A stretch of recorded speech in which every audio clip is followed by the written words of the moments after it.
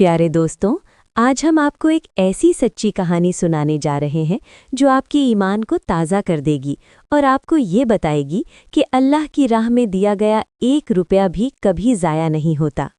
ये कहानी है एक छोटे से गांव में रहने वाले मुबश्शिर की, जो अपनी दयानतदारी और सखावत की वजह से पूरे इलाके में मशहूर था। मुबश्शिर कोई बहुत बड़ा अमीर आदमी नहीं था, बल्कि वो एक छोटी सी परचून की दुकान चलाता था, जिससे उसके घर का गुजर बसर बड़ी मुश्किल से होता था। लेकिन इसके बावजूद उसका दिल समंदर जितना बड़ा था। वो हमेशा कहता था कि जो हम खाते हैं वो ख़त्म हो जाता है, लेकिन जो अल्लाह की राह में देते हैं वो हमेशा के लिए हमारा हो जाता है। मुबश्शिर की ज़िंदगी सुकून से गुजर रही थी, लेकिन उसे मालूम नहीं था कि अल्लाह ताला उसे एक बहुत बड़ी आजमाइश में डालने वाला है, ताकि दुनिया को सदके की ताकत दिखाई जा सके। एक रात जब पूरी बस्ती गहरी नींद सो रही थी, मुबश्शिर को एक बहुत ही अजीब और डरावना ख्वाब आया। उसने देखा कि आसमान से काली घटाएं छा गई हैं और अचानक बस्ती की तरफ एक बहुत बड़ा सैलाब बढ़ रहा है। सैलाब का पानी इतना तेज था कि रास्ते में आने वाली हर चीज को बहाकर ले जा रहा था। मुबश्शिर ने देखा कि उसका अपना छोटा सा घर भी इस सैलाब की जद में है। वो अपनी जान बचाने के लिए भाग रहा है, लेकिन पानी के थपेड़े उसे घेर लेते हैं। इसी खौफ के आलम में मुबश्शिर की आंख खुल गई।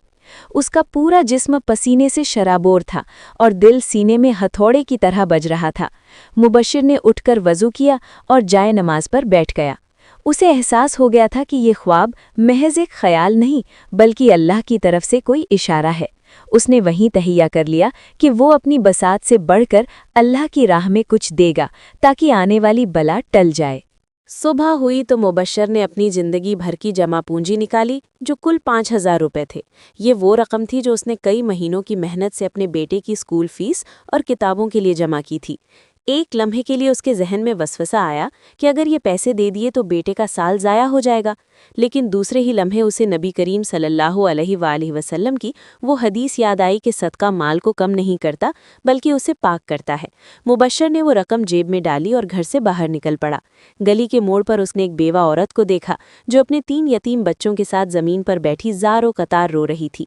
मालूम हुआ कि उसके पास खाने को एक दाना नहीं है और मकान के मालिक ने किराया न देने की सूरत में उसे घर से निकालने की धमकी दी है। मुबश्शिर का कलेजा मुंह को आ गया। उसने 1 सेकंड की ताखीर किए बगैर वो तमाम 5,000 रुपये उस औरत के हाथ पर रख दिए। औरत की आंखों में खुशी के आंसू आ गए और बच्चों के मुरझाए हुए चेहरे खिल उठे। मुबश्शिर को ऐसा महसूस हुआ जैसे उसके दिल से कोई बहुत बड़ा बोझ उतर गया हो। सदका देने के बाद अगले चंद दिन मुबश्शिर के लिए बहुत मुश्किल साबित हुए। उसकी दुकान पर गाहक आना कम हो गए और घर में फाकों की नौबत आ गई। उसकी बीवी ने भी परेशानी का इजहार किया, लेकिन मुबश्शिर का अल्लाह पर तवक्कुल चट्टान की तरह मजबूत था। वो कहता था कि अल्लाह कभी अपने बंदे को तन्हा नहीं छोड़ता। एक शाम जब मुबश्शिर मगमूम हालत में अपनी दुकान बंद कर रहा था, तो एक बहुत महंगी और आलीशान गाड़ी उसकी दुकान के सामने आकर रुकी। उसमें से एक सूट पहने हुए शख्स बाहर निकले और मुबश्शिर का नाम पूछा।